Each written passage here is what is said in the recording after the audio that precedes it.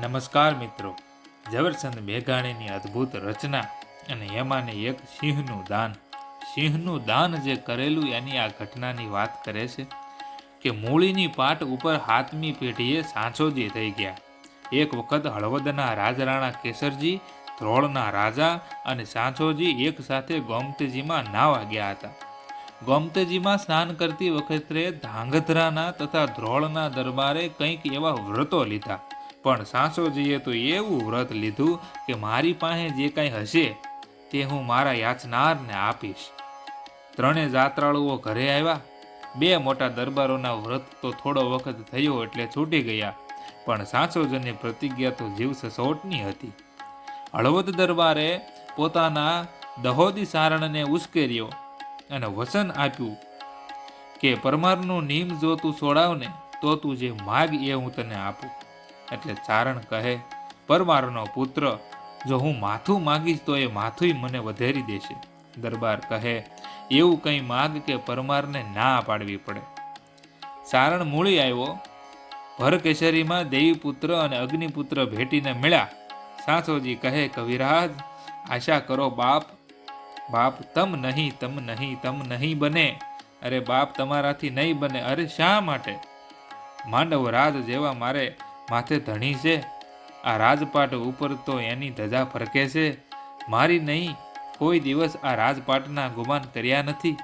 માંડવ વરો ધણી એનો લાજ રાખવા જરૂર આવશે હો. અન્નદાતા, મારે તારી રીધિ સીધીની એક પાય નથી જોતી.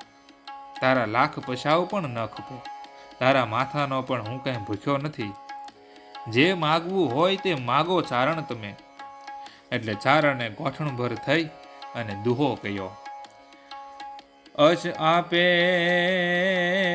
કે અધપતિ અને દેગજ કે દાતાર, હાવજ દે મુસાવ ભલ, અરે પાર કરા ફરમાર.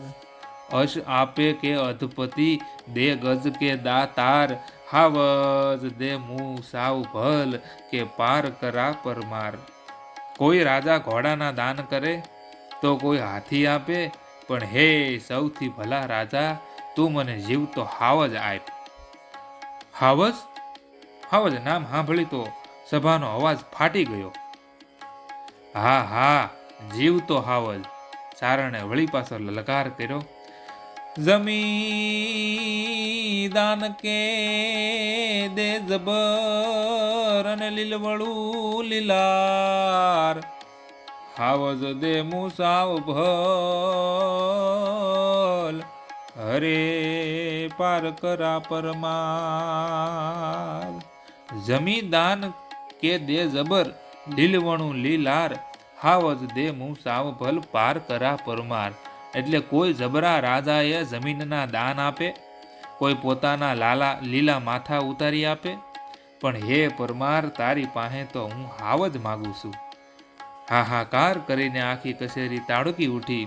અરે ગઢવી, આવું માગીને પરમારની આબરૂ પાડવામાં વડાઈ માને છે કે હું? ચારણ તો બિરદાવાવાળા ચાલુ જ રાખી, એક પછી એક મેળા દુહા લલકારવા. કરોડ પસા કે કવ્યંદ ને લાખ પસા લખવાર, હાવજ દે મુસાવ ભલ, પાર કરા પરમાર. તું બીજા કવિઓને ભલે કરોડ પસાવ અને લખ પસાવના દાન દેજે, પણ મને તે હે પાર કર, મને પરમાર, હે પરમાર રાજા, મને તો હાવજ જ ખપે.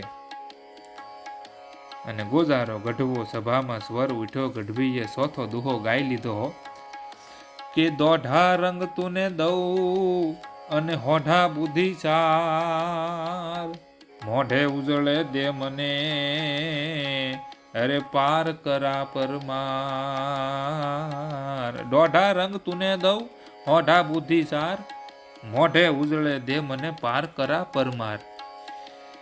હે સારી બુદ્ધિ વાળા હોઢા પરમાર, હંતું મોં રાખીને મને હાવજ દેજે. એટલે હું રાજાઓની કચેરીઓમાં મારા દોઢા વખાણ કરતો કહુંબો લઉં, તારા વખાણ કરીશ. અને સાંચોજીના મુખની એકી રેખા બદલી નહીં.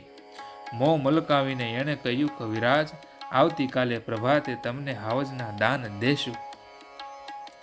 મધરાતે માંડવ રાજના થાનકમાં જઈને સાંચોજીએ અરજ ગુજારી કે હે હુરજ દેવ, જીવ તો સાવજ સી રીતે દઉં, તારી ધજા લાજે નહીં એવું કરજે હો હે મારા દેવ. દેવળના ઘુમટમાંથી ધણનાટી દેતો અવાજ આવ્યો, હે ક્ષત્રિય, એમાં મારી પાસે શું આવ્યો? મારા ડુંગરમાં આટલા હાવજ ડણક દઈ રહ્યા છે, તું ક્ષત્રિય છે તે એમાંથી એકાદને ઝાલી લે. બીજો દિવસ થયો એટલે કે પ્રભાત પડી ગયું અને પ્રભાતે આખી કચેરીને લઈને સાસુજી ચોટીલાના ડુંગરમાં ગયા અને ચારણને કહ્યું, હાલો કવિરાજ, તમને હાવજ આપું.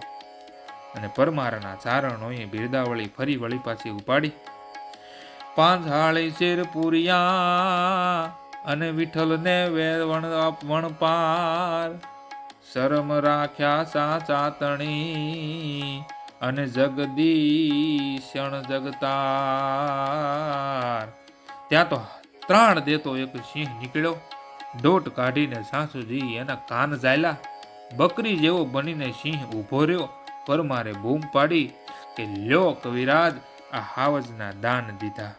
ચારણ પાસે પગે ભાગવા લાગ્યો ત્યારે સાસુજીએ હાથ કર્યો, હે ગઢવા, 9 લાખ લોમડી આળીઓ લાજે છે. અરે તું કોઈકનો શીખવ્યો મારી લાજ લેવા આવ્યો ને હવે ભાગ્યો? હાવજ ભાળી હામ હો ભડક્યા કેમ હી ભાગ, પાથું પાસા પાગ ભરવાના ઘટે ભડજને. હાવજ ભાળી હામ હો ભડક્યા કેમ હી ભાગ અને પાથું પાસા પાગ ભરવાના ઘટે ભડજને. સિંહનો મામો ઉભેલો જોઈને ભડકીને કેમ ભાગ્યો? ઓ સારણ, મર્દને પાસા પગલા માંડવા ન શોભે. દાન માગતી વખતે ગઢવી એ વાત ભૂલી ગયેલો કે દેવા કરતા લેવું ભારે પડશે અને એકવાર માગેલું દાન સ્વીકાર્ય વિના તો બીજો કોઈ ઉપાય જ નહોતો. સારણનો વંશ લાજે અને હવે શું કરવું? સારણે ચતુરાઈ કરી અને આગે ઊભા કહ્યું કે સાચે સિંહ સંપિયો અને કેસર ઝાલિયો કાન, હવે રમતો મેલ મારા રાણા અને પોતો પરમાર ધણી. સાચે સિંહ સંપિયો કેસર ઝાલિયો કાન, હવે રમતો મેલે રાણા પોત્યો પરમાર ધણી. ઓ બાપ સાચા, તે કેસરી સિંહને કાન ઝાલી મને સમર્પણ કર્યો એ હું કબૂલી લઉં છું અને મને દાન પહોંચી ગયું. હવે તું તારે એને રમતો મૂકી દે હે રાણા. હાવજને માથે હાથ ફેરવી અને રાજા બોલ્યો, જાઓ વનરાજ, મારી લાજ આજે તમે રાખી છે. અને હાવજ બોલ્યો. હાવજ તો હાલી ગયો પણ લોકો કહે છે કે એ માંડવ રાજ પોતે જ હતા. આટલી એની ભક્તિ હતી સાંચોજી રાજાની.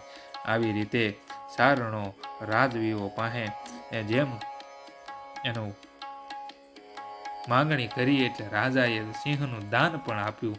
વાહ વાહ સાંચોજી રાજા વાહ. નમસ્કાર મિત્રો, આપણા વિડીયોઝને લાઈક, શેર અને સબસ્ક્રાઈબ અચૂકથી કરજો અને મિત્રો સાથે શેર કરવાનું ભૂલતા નહીં. ખૂબ ખૂબ ધન્યવાદ.